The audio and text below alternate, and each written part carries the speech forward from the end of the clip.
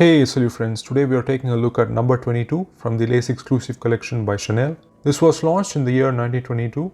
The story goes that it was one of the numbered bottles that was presented to Chanel by Ernest Beaux for the first fragrance launch of the house. Of course, we have all heard what happened after that many times. Chanel selected number 5 and it got released in 1921 and would go on to become one of the most iconic perfumes of all time and still here today.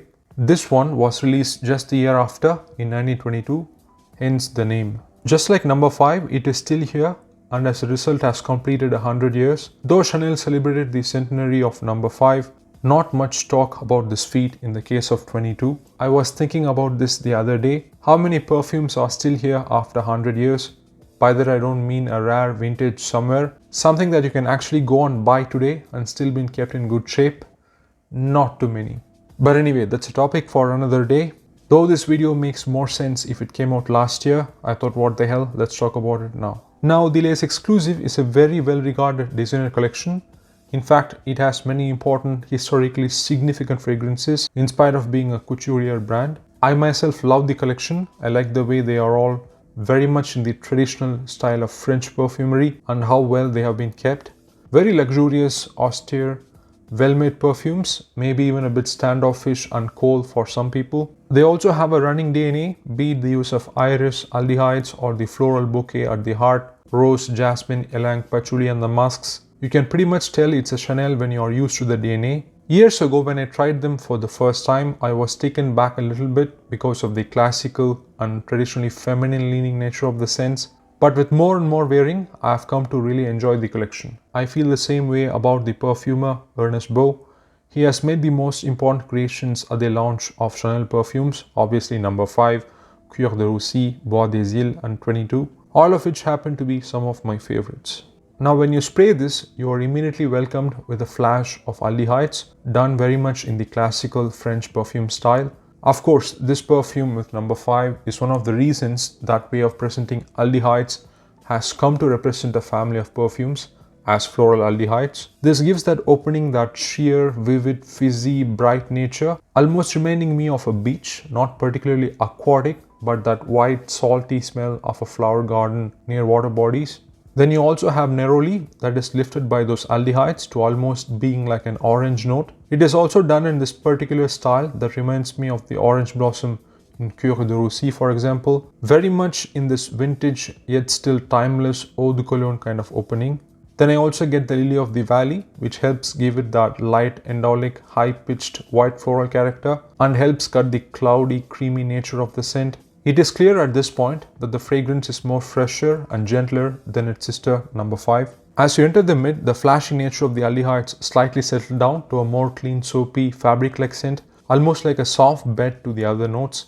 You get to this recurring Chanel floral bouquet in the heart, the iris, rose, jasmine, ylang as well as a bonus tuberose, and I get hints of all of those. That is what is special with these kinds of perfumes. It makes you forget that it's not all about reading the notes or putting up some captive molecules and everything is so obvious and predictable. They're quite abstract, aloof and are constructed like a traditional perfume with that pyramid structure. That's why some people find them cold and uptight.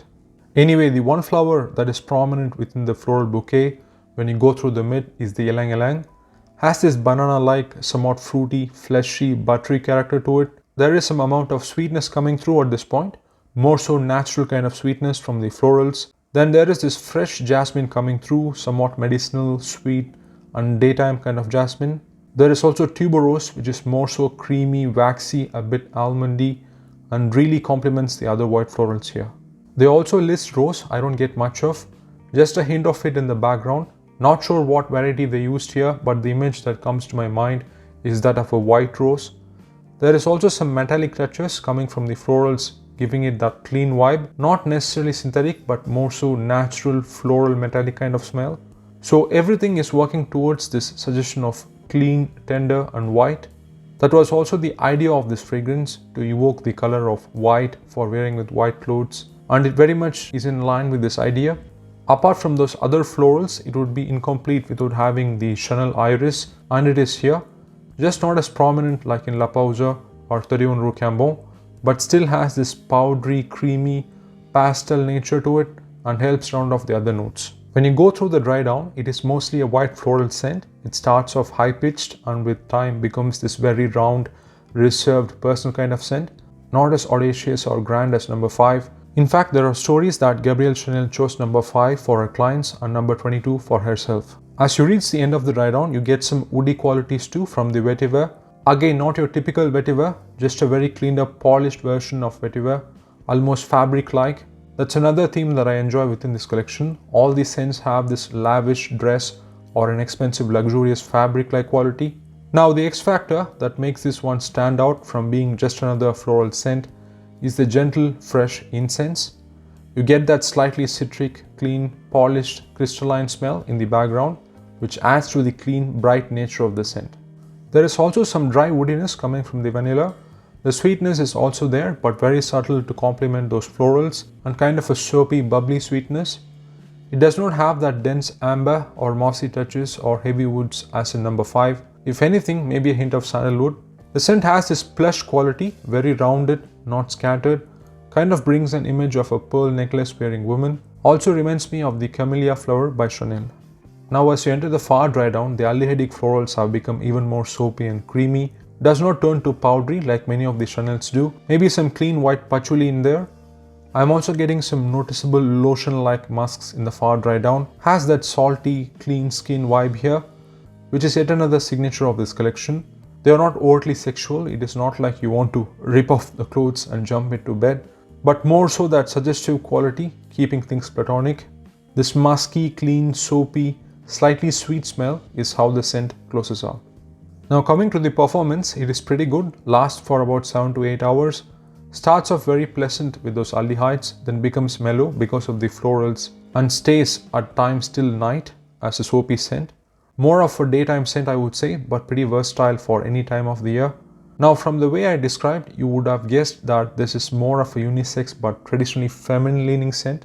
I don't think many guys, especially new to fragrances, are going to appreciate this. Even younger women might dismiss this as a grandma scent, and I can see why. Personally, if it was some 6 or 7 years ago, I would have probably said the same. But with more and more wearings and getting comfortable with florals, especially the Chanel style of blending them, I have no problem wearing this during the right occasions. Like I mentioned, this would go very well with loose white clothes. I myself wear this with a clean white shirt while going out somewhere outdoors and feel totally fine. Overall, I'm really taken with this scent, very much underrated within this collection. I enjoy the fizzy nature of the scent. In fact, it reminds me of waves at a beach washing on shore. I can almost hear it. Brilliant the way the aldehydes are integrated here, and they are evident till the far dry down. The fabric, soapy, bubbly, souffle-like dry down is quite pleasant. It smells classy and rich like a silent luxury. It would go on to inspire so many floral scents, especially aldehydic ones till today, be it Arpège from Lanvin, Liu from Guerlain, 31 Rue Cambon, Superstitious from Mall. You can see the inspiration. For a scent that came out 100 years ago, it was not always a fun and joy-filled time with the roaring 20s as you saw in the intro. The world had just come off a war. There was a lot of uncertainty and changes, be it the pre- and post-war legislations, League of Nations, lots of mobility of people, women's rights movements, geopolitical shifts, only to go back into the Great Depression and more war. It was a boom to bust kind of situation, so I imagine this time must have been like a mirage, and to have survived all that to be here today for being a scented water art form is quite something. Sitting here today, I actually prefer this over number 5, probably a top 5 Chanel exclusive for me. So there you go, my thoughts on Chanel number 22. Hope you enjoyed it. Till the next video, take care and ciao.